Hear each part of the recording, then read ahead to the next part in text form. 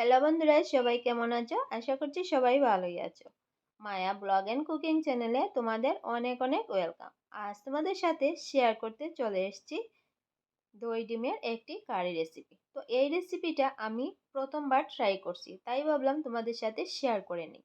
ভিডিওর শুরুতে সবাই একটা লাইক দিয়ে রেসিপিটি দেখা শুরু করবে। চ্যানেলে নতুন বন্ধু হয়ে থাকলে চ্যানেলটি সাবস্ক্রাইব করার অনুরোধ রইল। তাহলে চলো এবার রেসিপিটা শুরু করা যাক। প্রথমে দেখো আমি এখানে 5টা ডিম সিদ্ধ করে ডিমের খোসাটা ছাড়িয়ে নিয়েছি। এবার প্রত্যেকটা ডিম এভাবে আমি একটু কাট করে নেব। তো এখানে দেখো ডিমগুলো কাট করে নিয়েছি। দিয়ে দিলাম অল্প হলুদ আর অল্প লবণ। লবণ আর হলুদ দিয়ে ভালোভাবে আমি ডিমগুলো মেখে নেব, যাতে ডিমের ভেতর মশলা খুব সুন্দরভাবে ঢুকে যাবে কাট করে নেওয়ার জন্য। তো বন্ধুরা, এই রেসিপিটা একবার হলেও ট্রাই করে দেখো, খেতে কিন্তু দুর্দান্ত লাগে।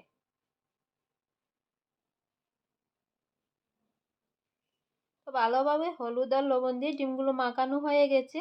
আর এদিকে আমি কড়াইটাও বসিয়ে দিয়েছি। দিয়ে আমি দিয়ে দিলাম সর্ষের তেল। তেলটাকে খুব ভালো মতো গরম করে নিয়ে আমি একে একে দিয়ে দিলাম ডিমগুলো। যেহেতু আমি ডিমগুলো কড়া করে ভাজবো না, হালকা ভেজেই কিন্তু তুলে নেব।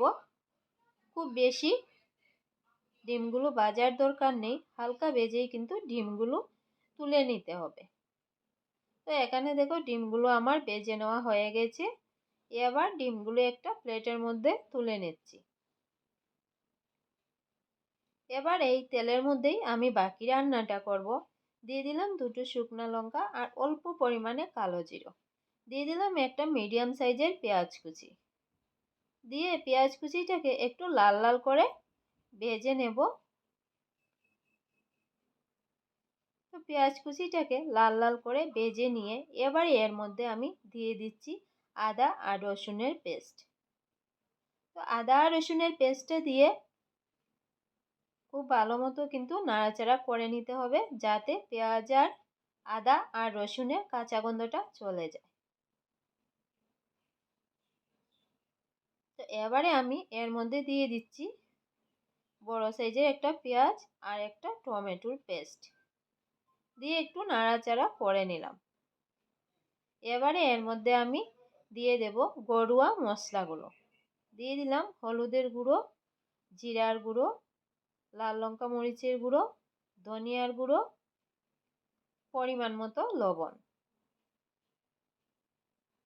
লবণটা দিয়ে এভাবে নাড়াচাড়া করে মশলাটা কষাতে থাকবো। তো এবারে এর মধ্যে অল্প জল দিয়ে মশলাটা কষাবো, তাহলে কিন্তু নিচে লাগার আর কোনো চান্সই থাকবে না।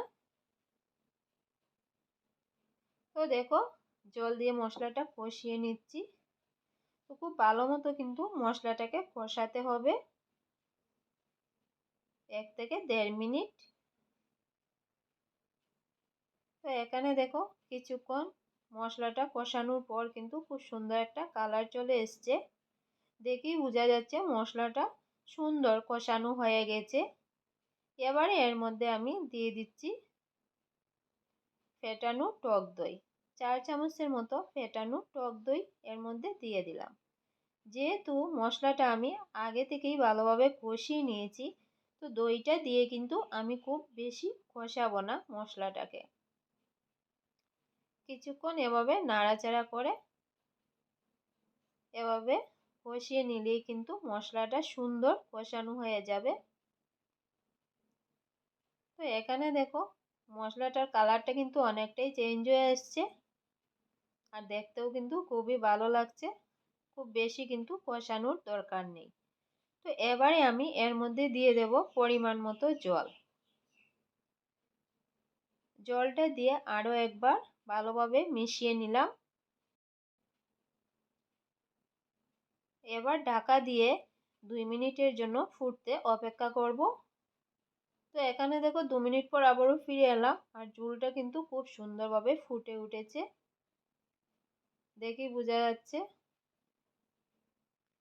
তো এবারে আমি এর মধ্যে দিয়ে দেব ভেজে রাখা ডিমগুলো। ডিমগুলো দিয়ে আরও একবার নাড়াচাড়া করে আমি ঢাকা দিয়ে দেব তাহলে কিন্তু ডিমের সাথে ঝোলটাও আরও একটু ফুটে উঠবে আর দেখবে গ্রেভিটাও কিন্তু অনেকটা ঘন হয়ে এসছে। এবারে আমি দিয়ে দিলাম অল্প চিনি। চিনিটা দিয়ে আরও একবার নাড়াচাড়া করে নিলাম। এবার এর মধ্যে আমি দিয়ে দেব অল্প গরম মশলার গুঁড়ো। গরম মশলার গুঁড়ো দিয়ে আরও একবার নাড়াচাড়া করে মিশিয়ে নিলাম। তো বন্ধুরা দেখো এখানে আমার রান্নাটা কমপ্লিট হয়ে এসছে।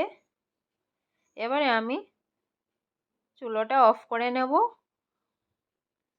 তো এই রেসিপিটা তোমাদের কাছে কেমন লাগলো কমেন্ট করে জানাতে ভুলবে না।